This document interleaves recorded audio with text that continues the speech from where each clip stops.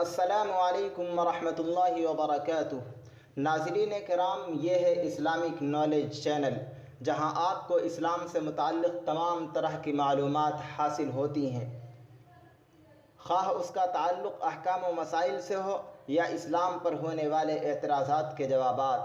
آج ہم آپ کے لیے کچھ نئے اور تازہ ترین سوالات لے کر حاضر ہوئے ہیں، جن کا جاننا ایک مسلمان کے لیے نہایت ضروری ہے۔ تو آئیے سوالات و جوابات کا سلسلہ شروع کرتے ہیں۔ سوال نمبر 1، کیا اسلام برتھ ڈے منانے کی اجازت دیتا ہے؟ جواب: نہیں، کیونکہ برتھ ڈے کی دو قسمیں ہیں۔ ایک برتھ ڈے وہ ہے جو عیسائی حضرت عیسیٰ علیہ السلام کے یوم پیدائش کی مناسبت سے کرسمس ڈے کے نام پر مناتے ہیں۔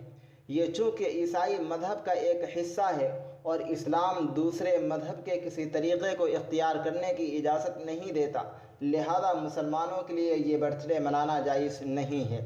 برتھ ڈے کی دوسری قسم وہ ہے جو عام افراد اپنا اپنا برتھ ڈے مناتے ہیں۔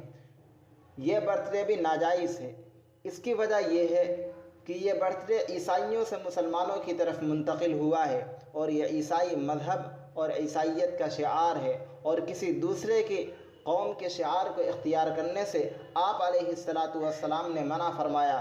چنانچہ آپ علیہ السلام نے ارشاد فرمایا، من تشبہ بقوم فلیس منا، جو شخص کسی دوسرے قوم کی مشابہت اختیار کرے تو وہ ہم میں سے نہیں ہے۔ سوال نمبر 2، کیا غیر مسلموں کے تہوار پر انہیں مبارکباد دینا جائز ہے؟ جواب: نہیں، کیونکہ مبارکباد دینے کا مطلب اس پر خوشی کا اظہار کرنا ہے، اور انسان کسی چیز پر خوشی کا اظہار اس وقت کرتا ہے جب اسے اس سے اختلاف نہیں ہوتا بلکہ اتفاق ہوتا ہے، اور اسلام نام ہے۔ اسلام کے تمام ضروری احکامات کا اقرار کرنا اور دوسرے تمام ادیان و مذاہب کو باطل قرار دینا اور ان سے برات کا اظہار کرنا۔ اس بنیاد پر ایک مسلمان کے لیے ضروری ہے کہ وہ دوسرے ادیان و مذاہب سے برات کا اظہار کرے۔ اس بنیاد پر ایک مسلمان کے لیے دوسرے قوموں کے تہوار پر مبارکباد دینا جائز نہیں ہے۔ سوال نمبر 3، جنت میں مردوں کو حوریں ملیں گی تو عورتوں کو کیا چیز ملے گی؟ اس سوال کا جواب ذرا ہم تفصیل سے سمجھتے ہیں۔ دیکھیں، انسان کی خواہشات 3 قسم کی ہیں۔ پہلی خواہش پیٹ سے متعلق، دوسری خواہش شرمگاہ سے متعلق، تیسری خواہش آرام و راحت اور عیش و عشرت کی ہے۔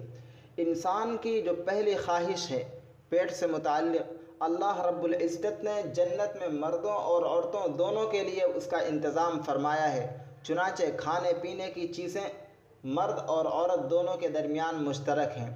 دوسری خواہش عیش و عشرت اور آرام و راحت سے متعلق ہے۔ اس خواہش کی بھی تکمیل میں اللہ رب العزت نے مردوں اور عورتوں کو برابر قرار دیا ہے اور دونوں کے لیے جنت کے اندر محلات، باغات وغیرہ عطا کیے ہیں۔ لیکن ایک تیسری خواہش ہے جس کا تعلق جنس سے ہے۔ یہ خواہش مردوں کی بھی ہوتی ہے اور عورتوں کی بھی ہوتی ہے۔ مردوں کی خواہش کی تکمیل عورتوں سے ہوتی ہے۔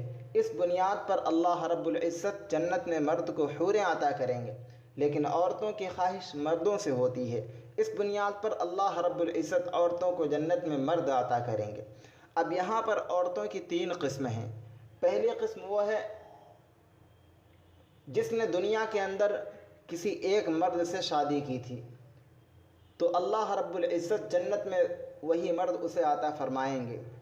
عورتوں کی دوسری قسم وہ ہے جس نے اس دنیا کے اندر یکے بعد دیگرے کئی مردوں سے شادی کی، یعنی ایک مرد سے شادی کی، اس کے انتقال کے بعد دوسرے سے، اور اس کے انتقال کے بعد تیسرے مرد سے شادی کی، تو ایسی صورت میں اللہ رب العزت اسے اختیار دیں گے کہ وہ ان 3 میں سے جس کو چاہے اختیار کر لے۔ عورتوں کی تیسری قسم وہ ہے جو اس دنیا سے بغیر شادی کیے ہوئے رخصت ہو گئیں۔ ان کو اللہ رب العزت پہلے اس بات کا اختیار دے گا کہ وہ جنت کے مردوں میں سے جس کو چاہیں اختیار کر لیں۔ اگر وہ اس پر راضی نہ ہوں گی تو اللہ رب العزت انہیں نیا مرد عطا فرمائے گا جس کو وہ جنت ہی میں پیدا فرمائے گا۔ سوال نمبر 4، قرآن کریم میں اللہ رب العزت فرماتا ہے وَيَعْلَمُ مَا فِي الْأَرْحَامِ، یعنی ماں کے پیٹ میں جو کچھ ہوتا ہے اس کا علم اللہ رب العزت کے ساتھ خاص ہے۔ تو اس پر اشکال یہ ہوتا ہے کہ آج کل ڈاکٹر حضرات بچے کی ولادت سے پہلے اس کے مذکر اور مؤنث ہونے کا پتہ بتا دیتے ہیں، تو کیا یہ اس آیت کے منافی اور معارض نہیں ہے؟ اس کا جواب یہ ہے کہ نہیں، یہ چیز قرآنی آیت کے منافی نہیں ہے۔ اس کی 3 وجوہات ہیں۔ پہلی وجہ، اللہ رب العزت نے جس علم کی تخصیص اپنے ساتھ کی ہے وہ علم غیب ہے، یعنی بغیر کسی واسطے، علامت اور قرینے کے اللہ رب العزت اس بات کو جانتا ہے کہ ماں کے پیٹ میں کیا ہے، جبکہ ڈاکٹر حضرات بالواسطہ مخصوص آلات کے ذریعے اس چیز کو جانتے ہیں۔ اس بنا پر یہ آیت قرآنیہ کے منافی اور معارض نہیں ہے۔ دوسری وجہ یہ ہے کہ اللہ رب العزت اس بات کو یقینی طور پر جانتا ہے کہ ماں کے پیٹ میں کیا ہے، جبکہ ڈاکٹر حضرات ظن غالب کے طور پر جانتے ہیں، کیونکہ وہ بھی اس بات کا اعتراف کرتے ہیں کہ وہ جو اس کے مذکر اور مؤنث ہونے کی خبر دیتے ہیں وہ قطعی نہیں ہوتی، بلکہ اس میں غلطی ہونے کا بھی احتمال ہوتا ہے کہ ان کی یہ خبر واقعے کے خلاف نکلے، اگرچہ اس کی شرح بہت کم ہے۔ تیسری وجہ، اللہ رب العزت نے فرمایا وَيَعْلَمُ مَا فِي الْأَرْحَامِ، یہاں پر ماں کا جو لفظ ہے یہ اپنے اندر بہت عموم رکھتا ہے، یعنی اللہ رب العزت اس بچے سے متعلق تمام چیزوں کو جانتا ہے کہ وہ ولادت کے بعد شقی ہوگا یا سعید، نیک ہوگا یا برا ہوگا، اسے کتنی روزی ملے گی، ان تمام چیزوں کو اللہ رب العزت جانتا ہے، جبکہ ڈاکٹر حضرات ان چیزوں کو نہیں جانتے ہیں۔ اس بنیاد پر یہ چیز اس آیت قرآنیہ کے منافی اور معارض نہیں ہے۔ ہم آپ کے لیے روزانہ اس طرح کی ویڈیو لاتے رہیں گے۔